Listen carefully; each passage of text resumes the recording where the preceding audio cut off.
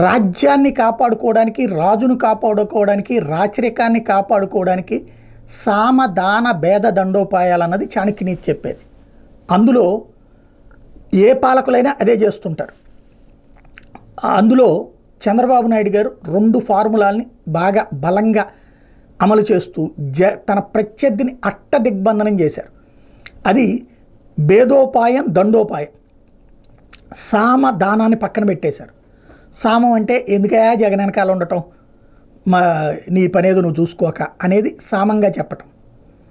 రెండోది దానం, ఎందుకు జగన్ వెనకాల తిరగడం, నేను ఈ పని చేస్తాను, నీకు ఈ ప్రయోజనం చేకూరుస్తాను, నువ్వు అనవసరంగా ఆడుతూ ఉండవాక, నువ్వు ఇటు నీ పని నువ్వు చూసుకో అని చెప్పడం దానం. ఇది రెండూ లేదు. భేదోపాయం, జగన్ వెంటుంటే నీ బతుకు బస్ స్టాండ్ అయిపోతుంది, నీ మనుషులందరూ అరెస్ట్ అవుతారు, జైలుకి వెళ్తారు, వాళ్ళందరినీ కాపాడుకోలేవు. ఈ భేదోపాయానికి భయపడిపోయినటువంటి వాళ్ళలోనే బాలినేనులు, సామినేనులు వీళ్ళందరూ కూడా క్రమంగా జగన్ని దూషిస్తూ ద్వేషిస్తూ జనసేన వైపుకి వెళ్తున్నారు. లేదా తెలుగుదేశం పార్టీ వైపుకి అనేక మంది మున్సిపల్ చైర్మన్లు, కౌన్సిలర్లు, కార్పొరేటర్లు ఇట్లాంటి వాళ్ళు వెళ్తూ వచ్చారు. అంటే ఇది దీన్ని ఏమంటారు, భేదోపాయం.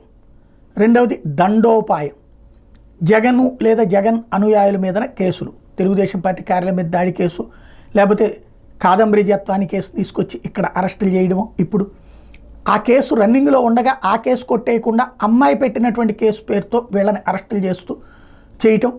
అట్లాగే ఇప్పుడు లడ్డూ వ్యవహారం కావచ్చు. ఇట్లాగా ఓవరాల్గా చూస్తే మొన్న పడవలకి సంబంధించినటువంటిది, పడవలతో బ్యారేజీ గుద్దైపోయారన్నటువంటిది. జగన్కి అనుకూలంగా ఉంటే జైల్లో ఉంటావు, లేదా నీ పరిస్థితి దారుణంగా దెబ్బతింటావు. అలాగే జగన్కి అనుకూలంగా ఉండే వ్యాపార పారిశ్రామికవేత్తల మీద కేసులు ఇవి. ఓవరాల్గా చూస్తే జగన్ని ఇంకో పక్కన జగన్కి సంబంధించి సొంత సోదరితో అటాక్ చేపిస్తుండటం, మీడియాతో అటాక్ చేపిస్తుండటం, ఇలాగా అన్ని వైపుల నుండి జగన్ని అష్టదిగ్బంధనం చేసి ఉక్కిరి బిక్కిరి చేయడం ఎట్లుంటుంది అన్నది జగన్మోహన్ రెడ్డికి రుచి చూపెడుతున్నారు చంద్రబాబు నాయుడు. ఒకప్పుడు జగన్మోహన్ రెడ్డి ప్రయత్నించారు, కానీ చంద్రబాబుకి అప్పుడు కవచంలా మీడియా కాపాడుకొచ్చింది. ఏదైతే చంద్రబాబు మీద కేసులు కావచ్చు, తెలుగుదేశం పార్టీ నాయకుల మీద కేసులు కావచ్చు, అప్పుడు చేసినప్పుడు జగన్ కూడా అష్టదిగ్బంధనం చేసే ప్రయత్నం చేశాడు. కానీ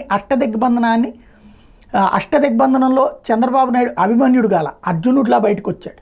జగన్మోహన్ రెడ్డి మాత్రం అభిమన్యుడిలా చిక్కుకుపోయి విలవెల్లాడుతున్నాడు. అదే తేడా.